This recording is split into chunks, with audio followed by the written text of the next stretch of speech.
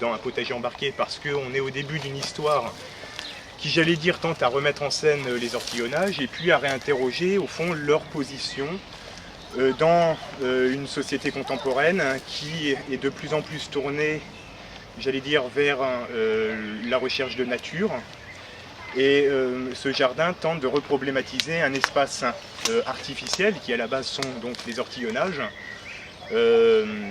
espace artificiel entre la terre et l'eau, espace nourricier, espace productif au service d'une ville à l'origine. Et c'est vrai qu'aujourd'hui on est parti du constat suivant, on est sur un espace donc nourricier mais qui tente aujourd'hui à aller plus vers je dirais l'agrément. On a des parcelles qui perdent leur aspect productif. Et au fond, c'est ce qu'on a voulu remettre en évidence, proposer aujourd'hui dans les ortillonnages une dynamique qui soit productive et maraîchère au service d'une ville. C'est un espace qui est un mariage compris entre la terre et l'eau. C'est au fond aussi un labyrinthe, on voit bien tous ces rieux qui nous amènent au potager embarqué.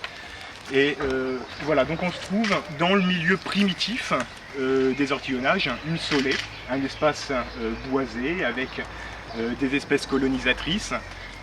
Donc au fond, on peut considérer que c'est le terme final de l'évolution des marais. Donc, au fil de la progression, on va essayer de remettre en évidence ce que pourrait être cette parcelle, avec ce que pourrait être la place du légume.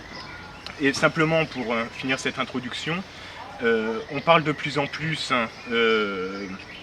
du consommé local, et c'est cette question qu'on a voulu aussi aborder, une question qui a été abordée il y a 2 ans lors du Grenelle de l'environnement. Comment consommer local? La réponse, ici, elle peut être toute faite, c'est le produire local. Donc, la réponse, elle se situe un peu plus loin. Voilà. À être maîtrisé par l'homme et à devenir, à être traité par l'homme. Vous allez voir justement comme cela, tout à fait,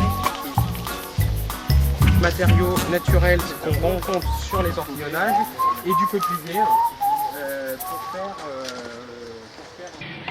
les saules justement se courbent et se fascinent au fur et à mesure. Donc là on a vraiment le tressage du saule vivant, donc on essaye de décliner justement toute cette thématique au fur et à mesure du projet.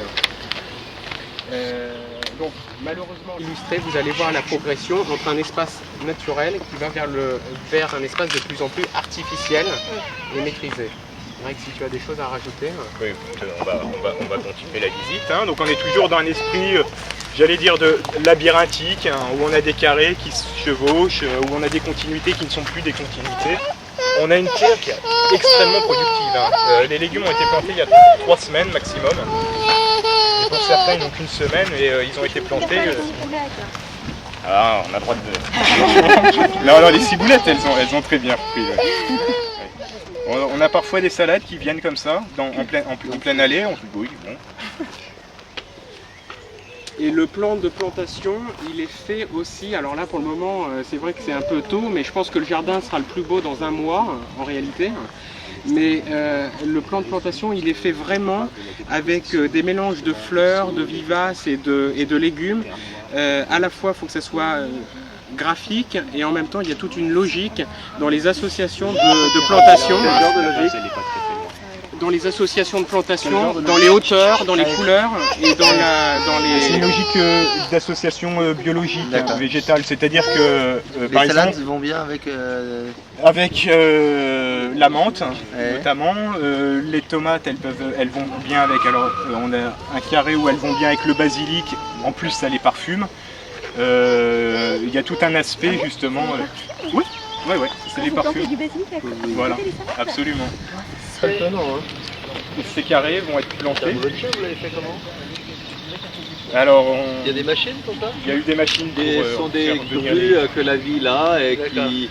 C'est les grues qui curent les canaux en fait, les rieux. Et donc tout le dispositif en bois qui s'appelle des pales blanches, qu'on trouve d'ailleurs là-bas, là pour tenir les berges, ici prennent une importance assez essentielle dans le sens où vraiment on est dans l'extrême artificialité du lieu. qui cet après-midi est censé être planté. Ah, on va pas vous retarder trop. Donc si on se rappelle ce qu'on s'est dit tout à l'heure, se dire on va remettre au goût du jour le légume, le produire local pour le consommer local, on s'est dit quelque part aussi les ortillonnages étaient le support parfait d'une mobilité, d'un espace naturel à la ville. Par l'eau, par le rieux, par la barque notamment, le légume peut se déplacer. Alors, disons que cette mobilité, elle est induite par la mobilité de la terre. Donc, on s'est dit pourquoi pas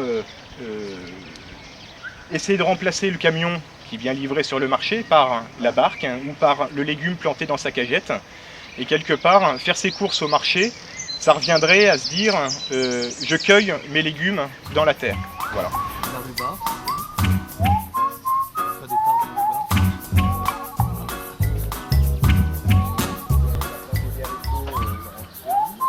Oui, il faut savoir que la moitié qui est répartie au fait de la